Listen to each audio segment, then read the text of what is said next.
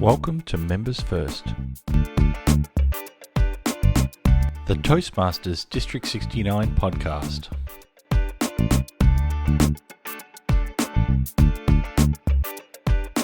Here is your host, District Director Barbara Nielsen.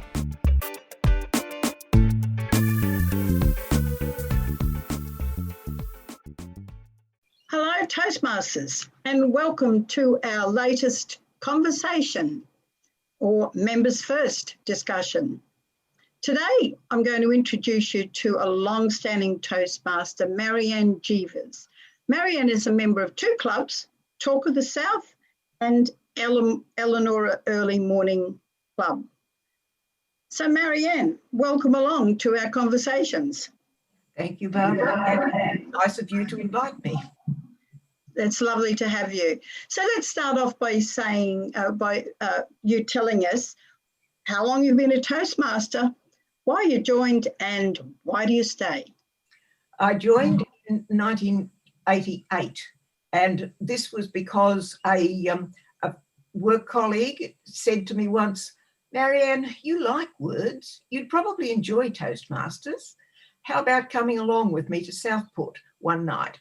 We meet from 7:30 till 9. It's from 7 till 9:30, and I think you'd enjoy it." So I did. At that point in my life, I was a single parent.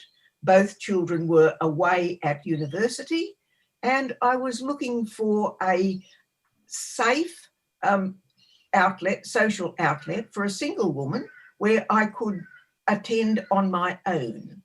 And Southport Toastmasters met that bill. So I've stayed for 30 plus years. That's great. So you've obviously had a lot of great experiences. The fact that you've stayed, you've enjoyed, you've had good experiences. Can you single out any one particular thing that stands out as one of your favourite experiences through Toastmasters? Oh, that's easy. I took myself to the Vancouver International Convention, and entering the hall in the parade of flags with the Australian flag and singing the national anthem with the Australian contingent was magic. It was wonderful. That's great. You know, I was there too, so we could have been side by side. Very likely. Yep, I highly recommend putting an international convention onto everyone's bucket list. It's really worth going. Oh, yeah.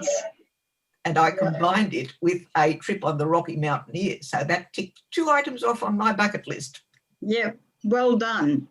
Now, you've had a very interesting working career. Well, a lot of different jobs. Tell us a little bit about what you've done through your working career. Okay, well, I began life as a grazier's daughter on a sheep station west of Gundywindi, about 100 miles west, actually. And there really wasn't enough to do at home. So my mother had been a nurse and she suggested I go nursing. Seemed like a good idea at the time. So I started nursing at Holy Spirit Hospital in Brisbane.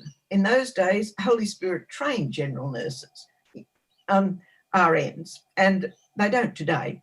But because it was a purely medical surgical hospital, I decided that I needed some accident and emergency experience. So I went home to Gundywindi District Hospital for the final year of my training. I got it.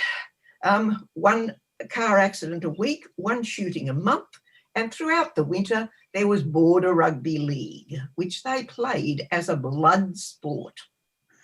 And since Gundywindi is a marginal rainfall area, there wasn't a lot of grass on the football field, I can tell you.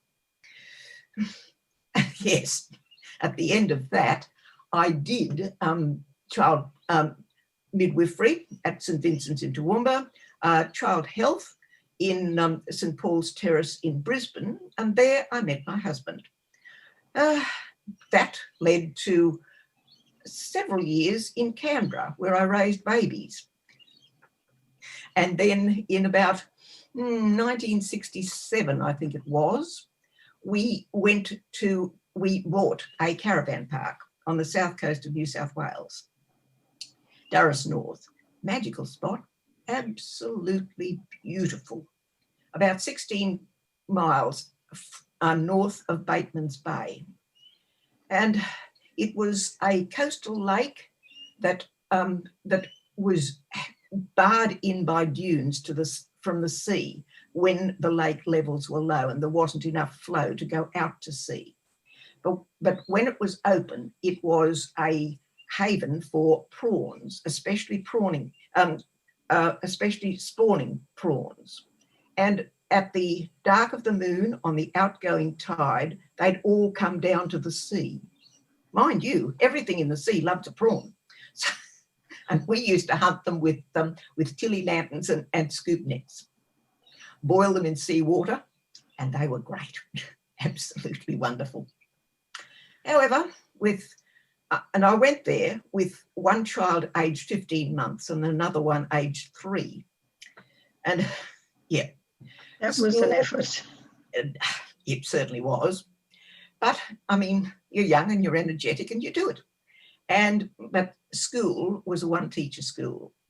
Over 8 k's of logging track that really became not particularly sustainable. So we sold. And I went back to nursing. And since the last thing I'd done had been child welfare, that was what I went back to.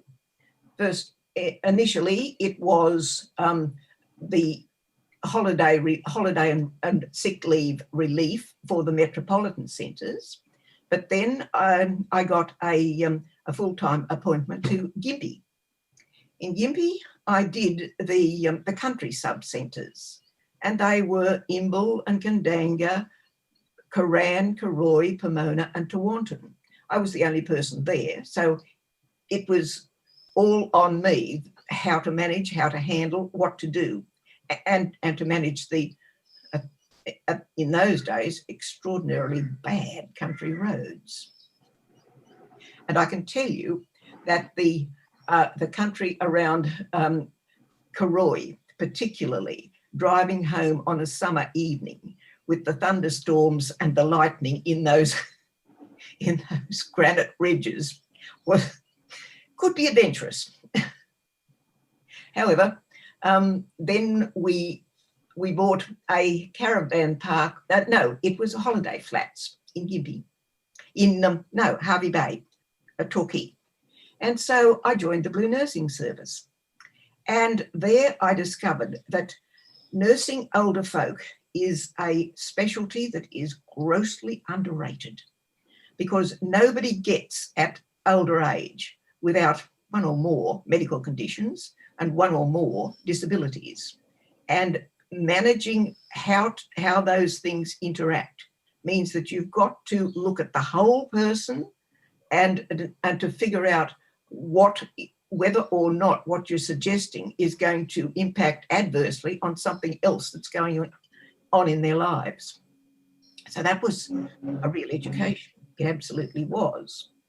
However, Harvey Bay is really hot, and my husband really couldn't tolerate heat very well. I mean, he's Dutch. And so we sold up. We found a house on Beachmont, which is in the hinterland of the Gold Coast.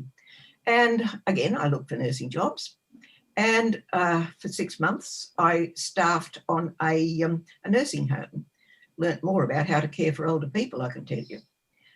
And then, because I'd worked with the community health nurses in Harvey Bay, community health nursing had been my aim and ambition. And when the Department of Health advertised for a new intake, we were only the second cadre of nurses recruited, I can tell you, that I applied and I was accepted. It was great. It absolutely was, because in those days, the brief for community health was to live and work in our communities, to see what services were available there, and to do what we could to put in the ones that were not there. And back in the early, it was 73, that's right. Back in 73, Gold Coast was considered by the pundits in Brisbane to be purely a holiday town. We didn't need much by way of services. Never mind that our mayor was Bruce Small, And he was busily recruiting retirees from Victoria, promising, telling them all that we had no death duties in Queensland, saying that we had lots of land and lots of development going on, of which he was a proponent, mind you. He was one of our biggest developers. And so the Gold Coast rapidly began to fill with retirees, and there weren't a lot of services for them. So the sorts of things that we began here started with socialisation groups for oldies. And because, as I said, people in Brisbane believed that anybody who came here was only on holidays, people who were the spouses of builders and who had small kids, if they were developmentally delayed or had problems, nobody saw any difficulty about hiking 2 or 3 preschoolers up to services in Brisbane. And so the therapists on our team started with play groups for developmentally delayed kids. And ultimately, in our community health service, it developed into a full-scale service, with speech pathology, with occupational therapy, with social work and with psychology to support those families, because they were a growing demographic.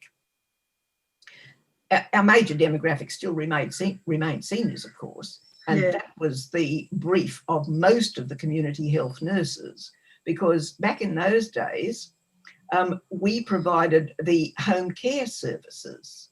So it was our job to visit people in their homes, look at what services were there, see what they were likely to need to help them cope a bit better, and make sure that they got them. So whether it was Meals on Wheels, and that came in shortly after I began community health on the Gold Coast. We didn't have one initially. And so it was those kinds of services. The domiciliary nurses were there, several of them actually, St Vincent's, the Blue Nurses, etc. And they were people with whom we worked very closely because we had to dovetail services with them. We provided domestic cleaning. And so when you did an evaluation for somebody who was wanting domestic cleaning, you could see what else was needed in that particular home.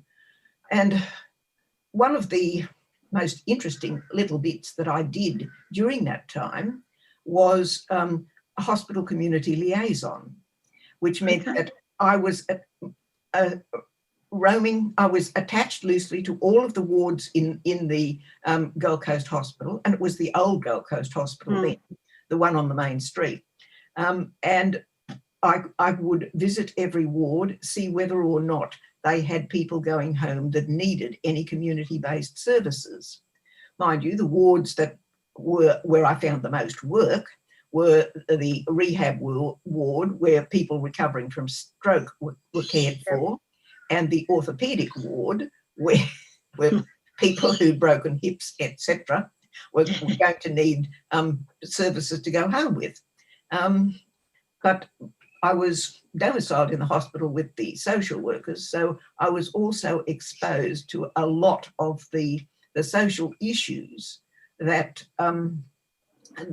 were prevalent on the Gold Coast. I mean, every winter we had an inundation of homeless folk. It's easy. Oh yeah, it's much easier to be homeless under a bridge on the Gold Coast than it is down in Melbourne in winter. Yep. Wow. What an amazing life you've had, Marianne, and the experiences and responsibilities. Have you thought about writing a book? What I do is encapsulate them into speeches for Toastmasters. Right, yeah, and that's right, because that's one of the best ways to find speech topics, isn't it, is your life's experiences. Now, somewhere during all that amazing working career, you joined Toastmasters. So how did Toastmasters help you in your career? Oh, they were enormously helpful, because the community health nurses were supposed to do health were health education and illness prevention programs. So that meant public speaking. And so Toastmasters in that event was really very, very useful. And also towards the end of my career, I became the Director of Nursing Community for the Gold Coast Services, which meant that attending meetings and taking minutes for meetings was all really essential. And so meeting procedure was something that I really appreciated. Mind you, after I retired, and when I retired, I was headhunted, I can tell you, by the then CEO of Blue Nursing Southport. And, well done. Oh, yeah. He was on the board of Alzheimer's Australia Gold Coast. And he recruited me to be on that board. Having experience, well, I've been secretary for a lot of Gold Coast clubs. Yeah. Having been secretary, that was the role that I took. But ultimately, I did become their president, and meeting procedure was something that I really learned from Toastmasters and that I could really use. And going on from then, I with another of the another of the ladies who was working with Alzheimer's Toowoomba, we set up Alzheimer's Australia Queensland, and ultimately I worked with the national board, and I was absolutely privileged to be on the board at the time when Ita Buttrose was the president. Ah, okay. And that was a woman who could run a meeting. Being a journalist, she never ever, she could ask exactly the questions that she needed to get the answers she wanted, and she didn't tolerate waffle. That's interesting that you bring up the matter of business meetings and running a meeting correctly, because a lot of clubs have sort of slipped out of that part of Toastmasters, and it's so important. It's so important to have a meeting run correctly, because it can lead to legal issues if it's not. So, yeah, I'm really interested to hear of that part of your Toastmasters journey and the value that you placed on it. Well, now, go on.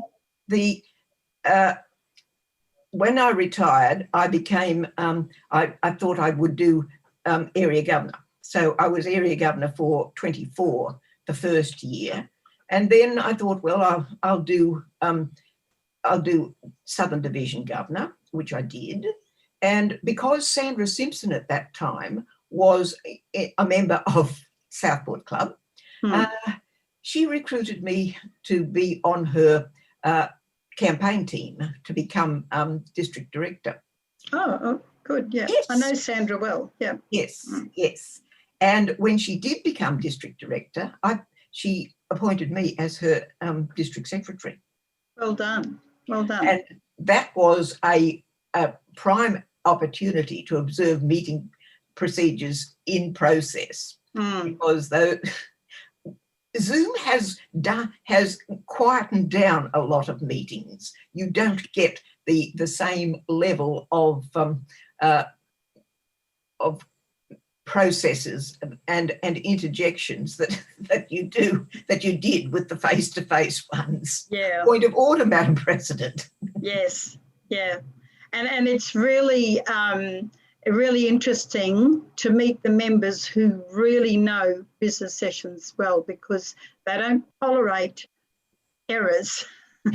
They do not.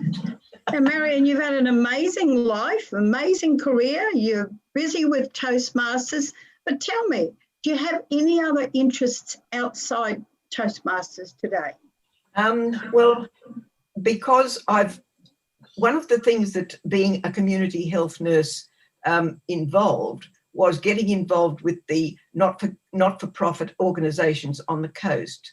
And so immediately after I retired, I became involved with a few of them, with particularly the ones that were providing services in homes.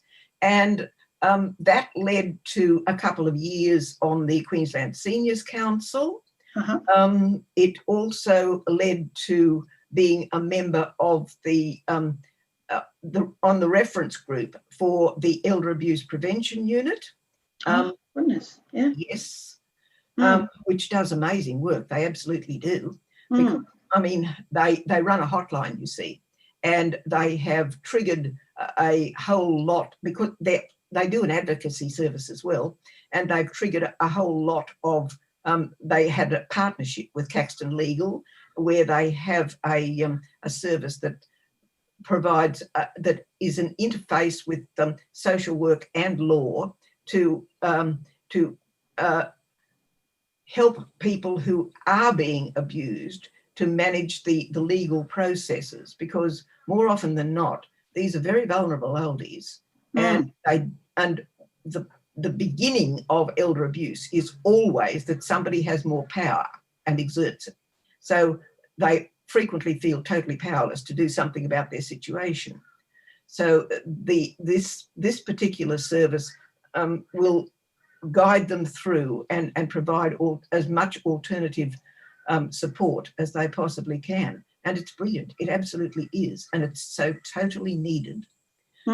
As a offshoot of that, one of the metropolitan hospitals also has a service they call Opals, which is essentially the same service operating within a hospital milieu. Which again, because if they're physically abused, well, that's where they'll end up, and particularly if they're suffering from something, from somebody who holds their enduring power of attorney who isn't using it appropriately, and that happens. It happens a lot, because for some reason or other, adult children who don't have a lot of means of their own believe that they have an entitlement to their parents before the parents die. It's wonderful, Marianne, that you've been able to use the skills and experience from your long career in a social justice situation as a volunteer, and that's wonderful. Absolutely, I'm really amazed at what you've achieved in your life and what you've done and what you continue to do. Now, we'll look a little bit now, we'll go back to the Toastmasters topic. What advice would you give to the district leadership these days? It's to be accessible, I think, because with clubs that are meeting by Zoom, there's limits on what they can do, and having information that is available to them. I mean, America puts out a lot of stuff, but the local accessibility, I think, is what people really value. Okay, and I hope, like, part of the rationale behind these interviews is for us to build networks across the district, get to know members from the leadership perspective and from the membership perspective. And then my last question is, if you met someone who was thinking about joining Toastmasters, what advice would you give them? Go for it, because you will find there people who will listen to what you have to say, people who are rooting for you to do it well, and who will provide you with support and encouragement, and also the know-how to do all sorts of different things, particularly when we're now having to rely so much more on technology. Exactly. Marianne, it's been an absolute pleasure to talk to you today, and I'll just give you the opportunity. Is there anything else that you want to add before we close off this interview? No, not really, Barbara, but thank you very much for the opportunity to talk to you and to tell you a bit about the weird and wonderful ways that places where nursing can take you. Yeah, no, that's wonderful. And it's been an absolute privilege meeting you and talking to you today. Thank you so much. Thank you, Barbara. Thank you for tuning in to Members First. We hope you enjoyed the show and will return again in the future. Bye for now.